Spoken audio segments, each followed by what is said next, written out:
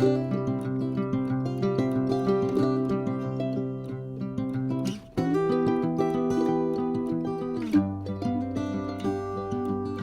grand bonjour mes amis Sagittaires, comment allez-vous? Un plaisir pour moi de vous retrouver ici sur ma chaîne Amour et Lumière. Donc on va étoffer un petit peu la première lecture générale du mois de janvier 2023 avec cette du 1 au 15, hein, cette lecture du 1 au 15 pour avoir des énergies toutes fraîches, des influences toutes fraîches et voyons voir ce qu'elle nous raconte. Merci infiniment pour votre présence, pour être là mes amis. Je me connecte à vos énergies, je mets la lecture en place et on se retrouve de suite.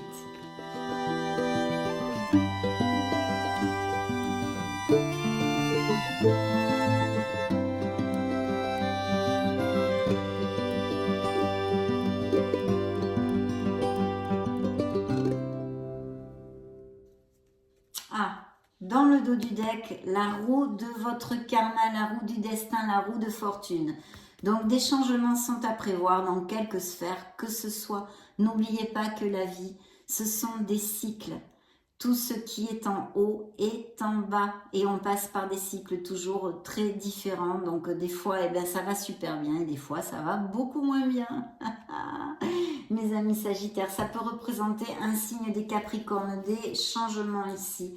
Quelque chose d'important peut-être et une période de chance qui va ouvrir des chemins s'ils sont difficiles actuellement. Bien. Découvrons tout ceci dans sa globalité. Bon, les signes de feu sont ici, hein, qui vous représentent bien évidemment. Donc, il y a quand même de la confiance en soi. J'ai du bâton, j'ai de très belles énergies. J'ai aussi des situations d'angoisse. Bien, nous allons développer tout ceci. Alors, c'est vrai que d'un certain côté, je vous dirais que certains Sagittaires recherchent les améliorations professionnelles et financières. Bien sûr, nous avons Monsieur, Madame le Diable ici. Le voici, le voilou, the devil. Donc, ça nous parle de plusieurs choses. Ça peut nous parler de relations toxiques. Hein, on s'éloigne de situations ou de relations toxiques, hein, parce que c'est suivi quand même du 6 d'épée, où on laisse des choses derrière soi, mais pour notre plus grand bien. Croyez-moi, c'est une carte très positive, même si a priori, elle n'en a pas l'air. Hein.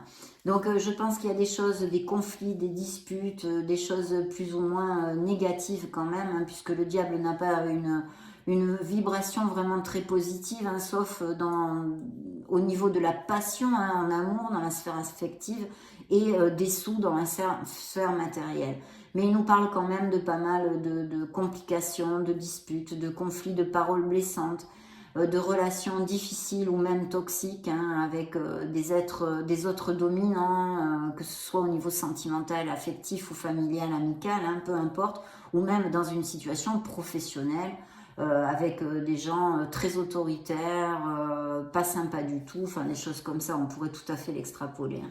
En tous les cas, il y a ceci, il y a une situation comme ceci ici, si ça ne concerne pas les améliorations financières pour certains d'entre vous, où vous allez laisser une situation, en tous les cas, qui ne vous convient plus, qui est assez toxique et difficile pour vous, pour votre meilleur bien, et vous allez retrouver cette créativité, cette douceur, c'est l'impératrice, hein, c'est notre mère Gaïa, c'est aussi la matriarche, hein, ça peut nous parler de lignée de femmes dans une famille aussi, etc., de beaucoup de choses.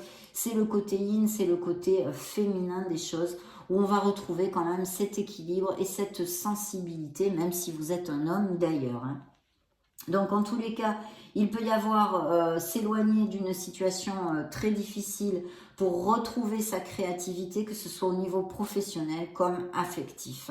Très très belle carte parce que de toute façon, elle nous annonce une période bien plus lumineuse, hein, comme peut nous l'indiquer cette roue de fortune aussi, et de retrouver ce bien-être. En tous les cas, c'est positif. Hein. C'est positif puisque l'impératrice, c'est la naissance de quelque chose, de votre nouveau moi, peut-être de quelque chose que vous allez laisser derrière vous, qui est nocif pour vous, dans vos comportements, vos croyances limitantes, les choses comme ça, hein, tout ça, ça englobe.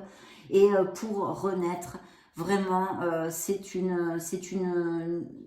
un nouveau vous, quoi, un nouveau vous. Ça pourrait tout à fait appliquer. En tous les cas, très positive. C'est aussi la fertilité. Et je crois que plus particulièrement intuitivement dans cette lecture, je ressens un nouvel être. Voilà, c'est un nouveau vous. vous allez changer quelque chose en vous pour cheminer vers beaucoup plus d'harmonie et de plénitude. On vous engage aussi à vous rapprocher de la nature, à vous connecter à notre mère Gaïa et à lui donner de l'amour. Au niveau professionnel, c'est vrai que je pense qu'il y a eu certaines tensions pour certains d'entre vous qui sont relatées ici. Peut-être vous avez été floué ou vous vous sentez floué, voyez, vous avez envie de justice, vous vous sentez pas valorisé, il y a une mauvaise ambiance au boulot, qu'est-ce qui pourrait appliquer avec tout ça? Ça vous angoisse, il y a une situation qui vous angoisse. Peut-être avez-vous appris que vous n'allez pas être reconduit, votre contrat ne va pas être reconduit aussi, ça pourrait tout à fait, en tous les cas, quelque chose d'inattendu qui ne vous fait pas plaisir. Faites attention à votre entourage professionnel aussi, de façon à ce qu'on ne vous cache rien, à ce qu'on ne vous trahisse pas. Hein, parce qu'avec le diable aussi, vous le savez, au niveau professionnel, monsieur, madame le diable a tendance à faire les choses un peu par derrière, vous voyez, par derrière ou hors la loi, hors normes et des choses comme ça. Donc soyez vigilants au niveau professionnel, pour certains d'entre vous, bien sûr, hein, vous n'allez pas tous... mais il y a quand même une situation d'angoisse, une situation ici... pas facile au niveau professionnel pour certains d'entre vous, hein, mes amis sagittaires. Au niveau émotionnel, eh bien écoutez, je pense que il peut y avoir plusieurs choses. Il y a besoin de communiquer. Il est possible que certains sagittaires aient deux personnes dans leur panorama.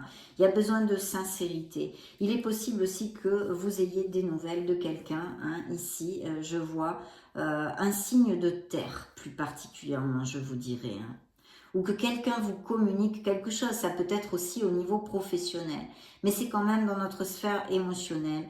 Et je pense que pour les célibataires, par exemple, il pourrait y avoir l'opportunité de connaître une personne. Alors là, il y a deux options. Il y a ou une personne qui a une différence d'âge avec vous et qui serait d'un signe d'air, donc Gémeaux, Balance ou Verseau, ou sinon la rencontre d'une personne qui serait un signe de terre ou qui a un ascendant ou un lune Vénus en terre, un taureau, vierge ou capricorne, et qui soit confortable matériellement. Hein, matériellement.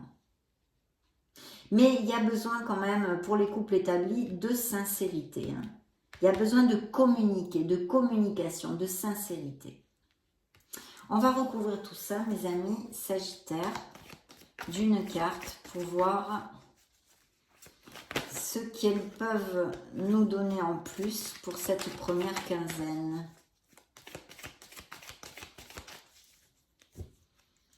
Ok.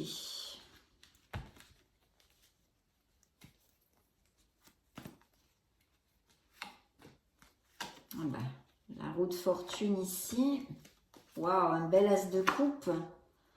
Donc un nouveau projet, hein, et ici, alors, ça peut être quelqu'un, alors où ça vous représente, et vous êtes dans un cheminement vraiment d'harmonie, hein, dans cette première quinzaine, de confort, de vous choyer, de vous faire des petits cadeaux, de penser à vous, il y a tout ça aussi avec ce beau 9 de denier, et puis bien sûr ça nous conforte sur des améliorations financières, hein.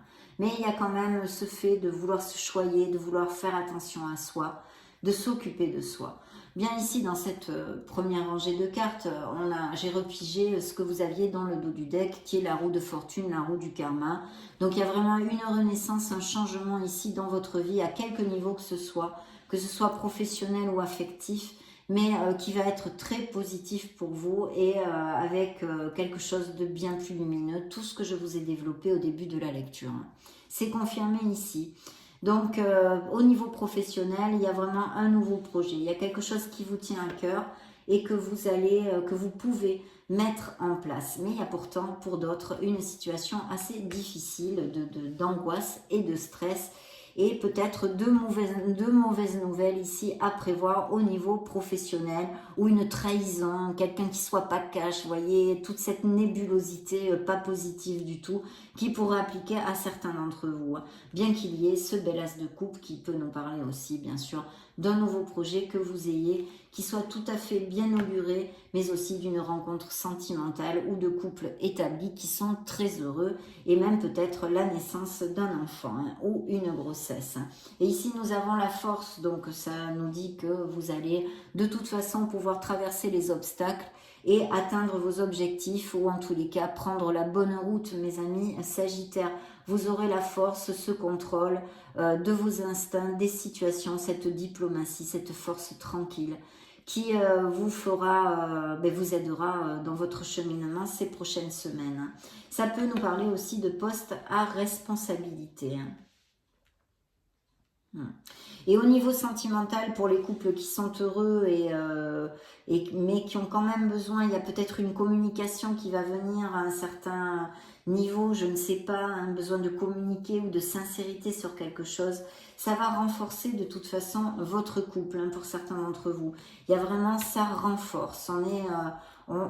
L'union fait la force pour ces couples-là, à qui ça va appliquer. Donc voilà, ça a été un plaisir de passer ce petit moment auprès de vous. Je vous laisse une petite vidéo juste au-dessus pour chercher vos signes ascendant Lune Vénus, de façon à trouver des messages complémentaires à cette première lecture. Et puis, soyez heureux mes amis Sagittaires. Je vous fais des gros bisous. On se retrouve très prochainement. Ciao, ciao!